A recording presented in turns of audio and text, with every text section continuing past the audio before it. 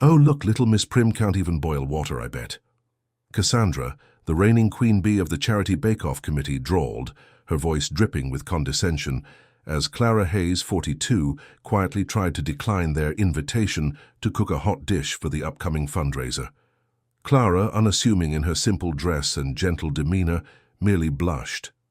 I'm not much of a cook, really. Perhaps I could donate some scones."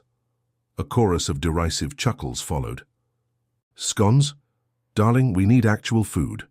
They cornered her, mocked her perceived incompetence until she reluctantly agreed to bring something simple. They had no idea they'd just bullied a reclusive 3 Michelin star chef, renowned in elite culinary circles as Chef C, into unleashing her genius on their humble potluck. If you believe talent often hides in the most unexpected places, type respect below. Clara Hayes cherished her anonymity. After a dazzling meteoritic rise through the demanding world of haute cuisine, culminating in 3 coveted Michelin stars for her innovative, deeply personal restaurant, Aura, before she turned 35, she had abruptly retreated from the relentless spotlight. The pressure, the critics, the constant demand for novelty, it had all become too much, eclipsing the simple joy of creation that had first drawn her to the kitchen. She sold Aura to her trusted sous chef, bought a small secluded cottage on the outskirts of the quaint village of Oakhaven, and dedicated herself to her passions, tending her extensive herb and vegetable garden, volunteering at the local library, and occasionally, for her own quiet pleasure, experimenting with new flavor combinations in her surprisingly modest kitchen. She wore simple, comfortable clothes, her hands usually dusted with flour or soil, her dark hair often escaping a loose bun. To the residents of Oakhaven, she was just Clara, the quiet, kind woman who grew amazing tomatoes and always had a thoughtful book recommendation. No one knew of Chef C, the culinary prodigy whose waiting lists had once stretched for months, whose dishes were described by critics as edible poetry. She liked it that way. Her peace, however, was about to be disturbed by the Oakhaven annual charity bake-off and community potluck, or more specifically, by its formidable organizing committee, led by the indomitable Cassandra DeWitt. Cassandra, wife of the town mayor and self-appointed arbiter of Oakhaven society, wielded her influence with an iron spatula. She prided herself on the bake-off's reputation and was determined this year's event would be the most successful yet. She needed every able-bodied woman in town contributing, and contributing impressively. The committee meeting was held in Cassandra's perfectly appointed, chintz-filled living room. Clara had been reluctantly roped into attending by her well-meaning neighbor Martha, who insisted it was a wonderful way to meet people. Clara sat quietly, hoping to volunteer for something simple, like setting up tables or selling raffle tickets. But Cassandra had other ideas. "Clara, dear," Cassandra boomed, her voice cutting through the chatter, fixing Clara with a penetrating gaze. "We're a little light on savory dishes this year. So many cakes, so few casseroles. We were hoping you might contribute something substantial. A nice hot dish, perhaps." Clara felt a familiar wave of social anxiety. "Oh, Cassandra, that's very kind, but I'm truly not much of a cook.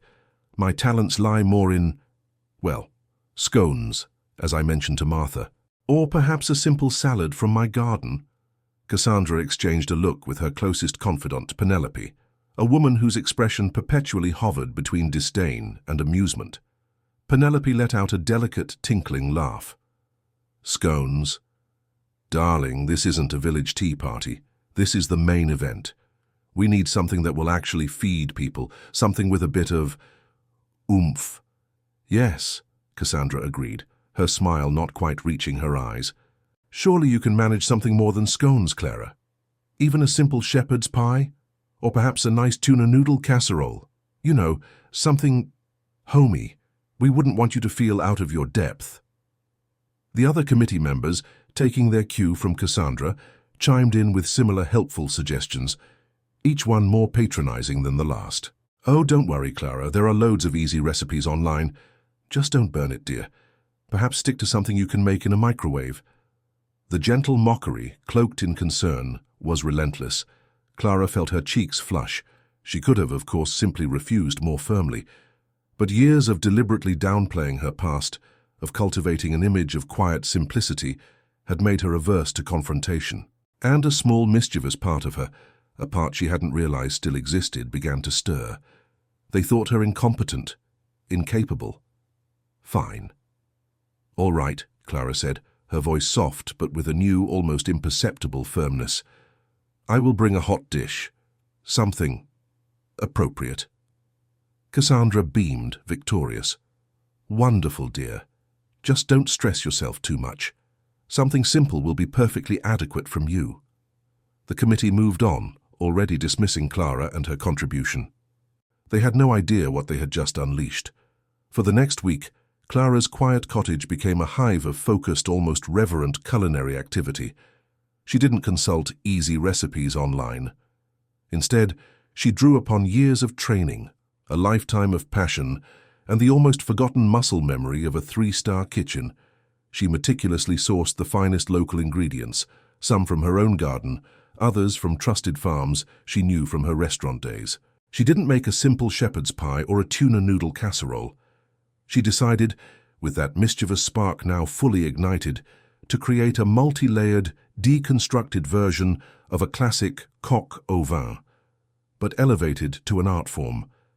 It would involve slow-braised, free-range chicken infused with rare Burgundy wine she had cellared, wild morels foraged from a secret spot, pearl onions caramelized to translucent perfection, and a silken, deeply flavored sauce reduced over 2 days.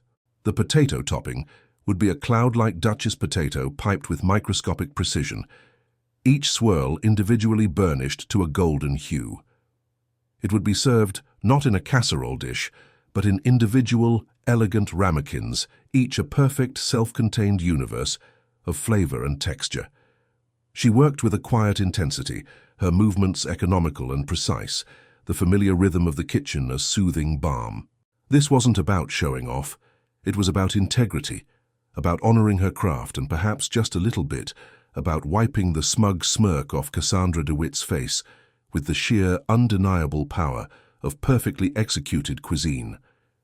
She even baked her own artisanal bread to accompany it, a rustic sourdough with a crackling crust and a tender, airy crumb. As she worked, she hummed, a lightness in her step she hadn't felt in years. The day of the potluck arrived. Clara carefully packed her creation into insulated carriers, along with the bread and a small, almost apologetic, simple green salad, which of course featured microgreens from her garden, edible flowers, and a vinaigrette aged with her own raspberry vinegar. She dressed in her usual simple linen dress, her only concession to the occasion a slightly nicer pair of shoes. She arrived at the Oakhaven Community Hall, the scent of her coq au vin subtly perfuming the air around her. The community hall was a chaotic symphony of lukewarm casseroles, jello salads, and an alarming number of slightly lopsided cakes. Cassandra DeWitt, resplendent in a floral dress that seemed to wage war with the chintz tablecloths, flitted about, micromanaging every detail. When Clara arrived with her modest-looking carriers, Cassandra barely gave her a glance. "Oh, Clara, dear, just put your dish over there on the end table with the other rustic contributions. Do try to keep it out of the way of Mrs. Higgins' award-winning 7-layer dip, won't you?" Clara quietly set up her offering. She didn't have a fancy sign, just her ramekins, the basket of bread, and the small salad. At first, people bypassed her table, drawn to the more familiar, more visually potlucky offerings. Then a few adventurous souls, perhaps intrigued by the subtle, incredible aroma, decided to try Clara's chicken thing. The first bite was a revelation. Eyes widened. Murmurs of surprise, then delight, then outright astonishment began to spread. "Have you tried Clara's chicken? Oh my goodness, this is incredible. What is this sauce?" Soon, a small, then a larger, then a very large queue formed exclusively at Clara's end table. Her ramekins were emptied as fast as she could replenish them from her carriers. The bread vanished. Even the simple salad was devoured with exclamations of wonder. Cassandra, initially dismissive, began to notice the commotion.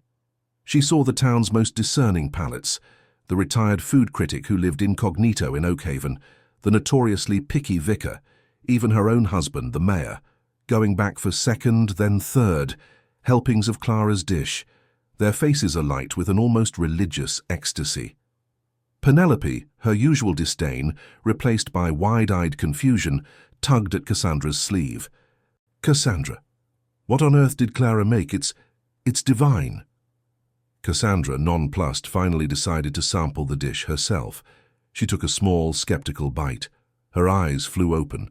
The complex layers of flavor, the perfect texture, the sheer artistry of it. It was unlike anything she had ever tasted, certainly not at a village potluck. She looked at Clara, who was quietly serving another ramekin, a small, knowing smile playing on her lips.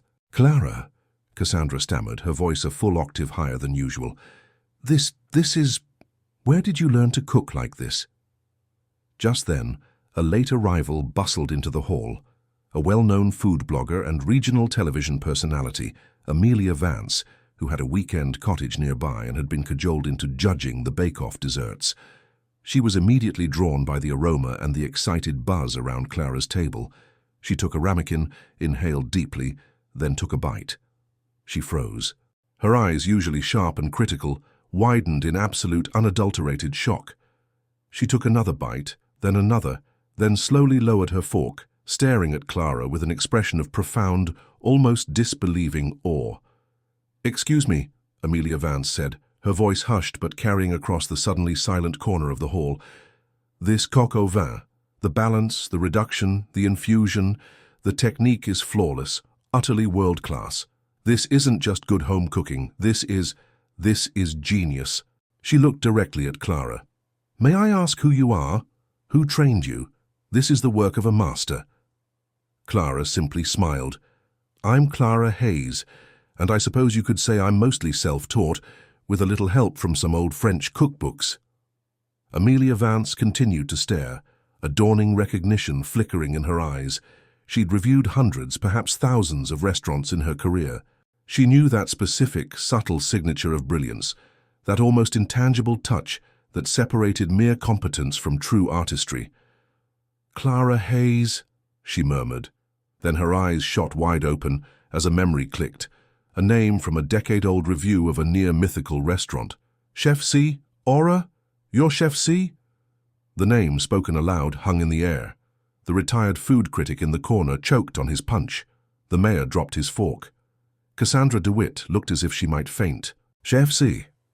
The reclusive 3-Michelin-star culinary legend who had vanished from the scene years ago, whose whereabouts were a constant source of speculation in the food world, was serving them coq au vin from an end table in the Oakhaven Community Hall. The quiet woman they had mocked, had patronized, had relegated to rustic contributions, was one of the most celebrated chefs of her generation. The revelation rippled through the hall like a shockwave. Everyone stared at Clara, who simply offered another gentle, unassuming smile. "Well," Clara said, her eyes twinkling, "I did say I'd bring something appropriate." The Oakhaven annual charity bake-off and community potluck was never the same again. The story of Chef C and her simple hot dish became local legend, whispered with awe and a considerable amount of sheepish embarrassment by the former committee members. Cassandra DeWitt reportedly developed a sudden intense interest in gourmet cooking and a newfound respect for quiet types. Penelope actually apologized to Clara, profusely. The food blogger, Amelia Vance, wrote a glowing article not about the bake-off winners, but about the hidden culinary angel of Oakhaven, which brought a new wave of respectful, if sometimes overwhelming, attention to Clara's quiet life. Clara, however, handled it all with her usual grace. She politely declined offers to return to the high-pressure world of haute cuisine, though she did agree to teach a small, exclusive series of cooking classes for the village, focusing on simple, seasonal ingredients and the joy of mindful preparation. Her classes were booked solid for years. She continued to tend her garden, volunteer at the library, and enjoy the company of marmalade. But now, when she brought scones to a village event, people treated them with the reverence usually reserved for crown jewels. She proved that true talent needs no fanfare, that brilliance can bloom in the most unexpected places, and that underestimating the quiet, unassuming woman in the corner is often a recipe for a very large and very delicious helping of humble pie. Because sometimes the most extraordinary gifts are wrapped in the simplest packages, waiting only for the right moment, or the right potluck, to be revealed. Subscribe to this channel if you believe in the quiet power of hidden talents and that true mastery speaks for itself, one delicious bite at a time.